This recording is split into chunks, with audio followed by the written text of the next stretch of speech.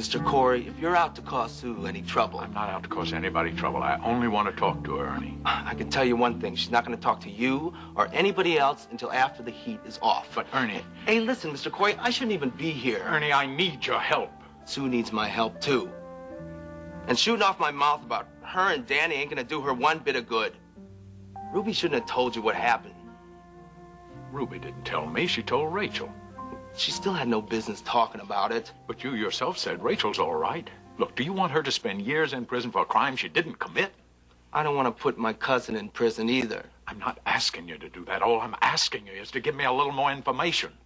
You already know everything I know. But maybe I don't. Please, Ernie, please, will you just let me ask you a few more questions? That's all. Thank you, Ernie. Now, according to Ruby, your cousin Sue and her friend discovered this man in the back of the camper they used to transport stolen goods. Is that right?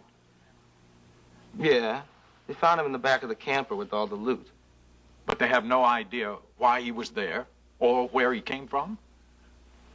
Well, Sue said, judging from the shape he was in, he couldn't have come very far. He was wounded? Yeah. He was shot in the chest. Now, where was this camper parked when they discovered him? It was someplace in the woods around your place. How'd she know it was around our place? Well, she remembered seeing flames off in the distance. The next day she read in the news that there was some big fire out there. And this man, did Sue tell you what he looked like?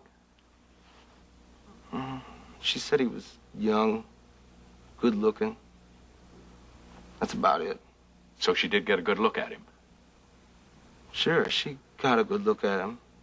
They drove halfway across the country before they could decide what to do with him. But he wasn't dead then? No, not when they ditched him. What do you mean by ditched him? Well, Danny finally talked Sue into dropping the guy at some doctor's house, someplace out west. Did Sue talk to this man at all? Yeah, a little. She said he didn't make much sense. What about his name? Did she find that out? No. He said he couldn't remember his name. He said what? He claimed he couldn't remember anything about himself. Well, Danny figured he was lying, that he'd been involved in some shootout someplace and he was on the lam.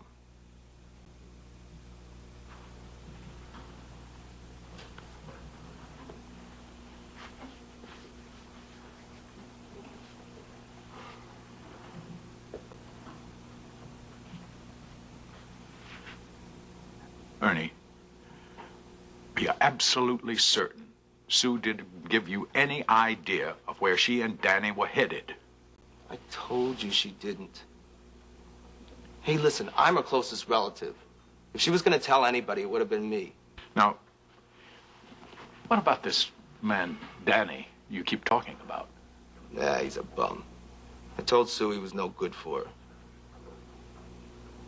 Did she give you any idea when she'd call you again? No. Maybe she won't call. She's got to call. She's got to. You said yourself she's alone. Hey, maybe she's afraid the police are bugging my phone. I told you she's scared. But what if she needs money? She's got money. She said her and Danny already fenced this stuff. Well, it's possible Danny left with the money. No.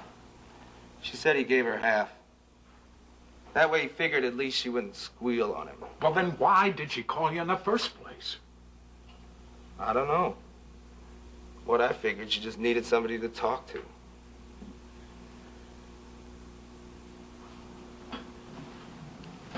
Ernie,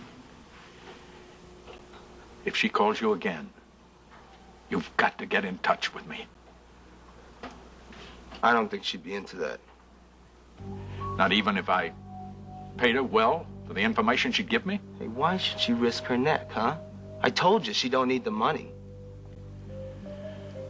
Then, Ernie, you've got to talk to her for me. I have got to have information about that wounded man.